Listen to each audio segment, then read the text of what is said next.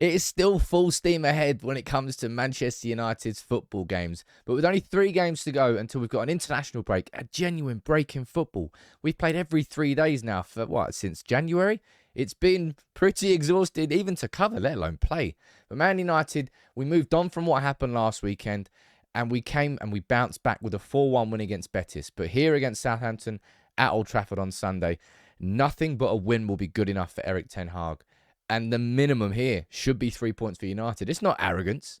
It's confidence of a team that has gone, 23 games unbeaten at Old Trafford? And we're facing a team joint bottom of the Premier League. This is going to be my predicted 11 and my prediction. Let's run through it. Make sure you drop a like on the video if you do enjoy it and become part of the community. Subscribe to the channel. But that game there against Real Betis was what it needed to be. After last weekend, the scars were fresh. The wounds were seeping. Gaping, you can, however you want to describe it. I don't want to speak about it anymore. I just did. But that 4-1 there, good. Let's move on. Very, very good second half. Fantastic second half, actually. And realistically, United should have won that. 7-1, maybe? I reckon so, anyway. And this weekend, we play Southampton, right? Yep, scroll down the league. That's them joint bottom with Bournemouth. Now, they've actually won 2 out of the last 5 games, beating Leicester, I think, in their most recent game 1-0, and winning away to Chelsea. But then in between those, they've lost to Leeds, they've lost to Wolves, and they've lost to Brentford. Erik Ten Hag will be demanding nothing but 3 points from this game. We're facing a team joint bottom of the Premier League. There are 0 excuses to be used for this. Now, in terms of team news, Erik Ten Hag has confirmed that Martial, could be available. He said, yeah, in terms of, he was asked whether he could play the weekend. He goes, yeah, but I think all the time we had a good plan. Now, up until now, it's not worked, has it? He's on his way back. He's back in training, but we will be cautious. I imagine he'll be in the squad, maybe certainly for the squad for Real Betis. And that will probably be a game where you can get him some minutes. But then the international break's coming after that because, after the Fulham game anyway. I don't think we'll be seeing Martial much before that. And look, some really positive news. Erik Ten Hag said that he thinks that Ten Hag will play again this season. Definitely not before the international break. But I tell you what, we miss Eriksen. I miss Eriksen in this team. Definitely have a big lack of control by comparison with and without Christian Eriksen in this team. Now, if we move forward to the team that started against Liverpool at Anfield and the team that started against Real Betis at Old Trafford, it was the same 11. I don't think we'll see the same 11 again on Sunday. I think there will be subtle changes. I don't think it's going to be widespread changes. In fact, I don't think there'll be many changes at all, but I don't think it will be the same starting 11. Now, we'll start in goal, and we'll start with David De Gea. Because David De Gea is, of course, going to keep his place in goal. But David De Gea, mate, it's on you, man. You're playing for a new contract. It might be on reduced terms, but you need to show Ten Hag that you can do what he needs you to do as a goalkeeper. The game of a goalkeeper has developed dramatically in the last few years, in the same way the game of a fullback has developed. It's much harder to be a fullback now than it was back in the day. It's much harder to be a goalkeeper now than it was back in the day with these modern styles of play. De Gea, right there, Premier League, Save of the Month award for February. But De Gea's got to do more than that. And he needs to, if he's going to be considered Manchester United's number 1 next year, because we are looking at goalkeepers. We're looking at David Raya. We're looking at Diogo Costa. De Gea has to be better with the ball at his feet.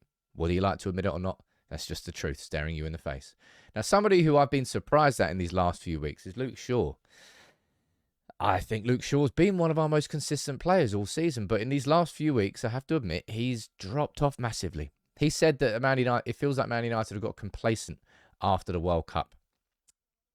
And Luke Shaw's been pretty abysmal. Anfield, it was arguably the worst player on the pitch. Some might say it was Bruno, but Luke Shaw was really, really poor. Head was gone. Game was gone. Timing was gone. Positioning was wrong. And if you're looking at Real Betis and the goal that they scored, you'd say Luke Shaw should have been tighter to his man. So you could well see Malacia coming in. I'm not going to predict it, but I wouldn't be surprised if you saw Malacia coming in for Luke Shaw. But I think on the other side, it's surely a given now. Surely a given that Wan-Bissaka's starting this game. Again, might be wrong on this one, but I don't see how Delo keeps his spot in that team now. He was hooked off at half-time against Betis. He should not have started at Anfield. And he was poor in the final. And Wan-Bissaka came on, transformed that, just like he did against Betis at half-time. Wan-Bissaka deserves to start this game. I'm not even going to talk about Varane and Martinez because they are just our two fit first-choice centre-backs. And I don't think that with only 3 games left now until the international break, it's like Ten Hag probably feels like we've navigated all the tough stuff. Barcelona, 2 games, cup final, Anfield, not all positively, but we're through them all. Now we've got Southampton at home, joint bottom of the Premier League. We've got a 4-1 league going to Seville next week to face Real Betis, and then we've got Fulham at home in the FA Cup. I don't think he's going to be looking at rotation, and I'll be honest, Ten Hag doesn't really look at rotation anyway. So I would keep those 2 together and then see maybe Maguire and Lindelof start away at Betis instead. Or maybe not both of them. We'll speak about that later in the week. But I think that Wan-Bissaka comes in and Luke Shaw keeps his place. Now, somebody who, again, if not as severe a drop-off as Luke Shaw post the final, but Casemiro in the last couple of weeks has started to look a little bit more like Casemiro before he scored that goal. Was his first goal or his first assist? Was it first assist away at Everton? I think it was. And that's when Casemiro just started to grow into it. He's looking a bit shaky. I don't know whether it's him being overplayed. I don't know what it is. But I think Casemiro will say to his own level of standards in these last couple of games, he's not been quite there. But it certainly doesn't mean you drop Casemiro. He absolutely starts here. And I think Fred keeps his place too. It feels like Erik Ten Hag is just happy with the midfield that he's got. Happy is the wrong word. Content with the options that he has. Sabitzer was unavailable for that game against Betis. I'm presuming he's unavailable here. Again, if he is, maybe he'll come in there. But he likes Fred. I like Fred. I don't think Fred should be starting every week alongside Casemiro for United. No. But I like him in this team, and he's doing a good job. So I think Fred will start there, and I think Bruno will start too. Bruno did exactly what we all felt that he would do. Maybe not all of us, because there's some people that were slagging him left, right, and centre, because it was a fashionable thing to do. And then they got egg in their face. Bruno's a fantastic player. He's always been a fantastic player. Yeah, he had an off day at Anfield, just like everyone else did. Doesn't mean I'm going to throw him under the bus and think he should never play for us again. Captain's performance against Real Betis, goal and an assist, creative 5 chances, 5 key passes, more than all of Real Betis' team combined. He starts, he captains, no questions asked. Now, if we move up front, I think this is where up front is definitely where you have more options and more debate around Ten Hag starting 11. I think Rashford absolutely starts out on that left wing.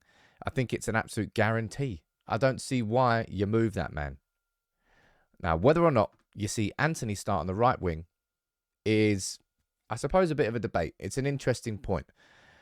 I actually think that Erik Ten Hag will keep Rashford there, he'll keep Antony there, and I think he'll keep Weghorst there. Weghorst has started all 15 games, I believe, since he joined. Ten Hag praised his fitness record, praised his availability, praised his work rate. Can't particularly praise his finishing, because it's not been as good. But as a team player, he's been there and he got his first goal in front of the Stretford. And maybe that's going to be the floodgates opening and Veggie's going to start banging them in left, right and centre. I hope so. I always said that I hoped for between 10 and 15 goal contributions in the second half of the season. I think he's on like 4 in terms of goals and assists. I might be wrong. Thereabouts. But I think Weghorst starts. My opinion anyway. You might say that Facundo Pellistri deserves to start. And I would probably agree with you, but Erik Ten Hag definitely trusts Antony, and he backs Antony. I think the more he plays him, the more he feels he'll come into it. And there's certain elements to his game that I suppose Facundo Pellistri showed. That directness, that running at defenders, just skipping past them, man. Knock it past them, boom. You've got the agility, the speed, and the acceleration to do it, Antony. You just need the confidence. And also a right foot. I actually think that Ten Hag, I think with Jadon Sancho, Ten Hag, he doesn't really have to manage him too much in terms of the game time. I think Sancho's just happy to be back in the fold and everything. But I think with Garnacho, it's a little bit different because he has impacted games. He wants to start every week.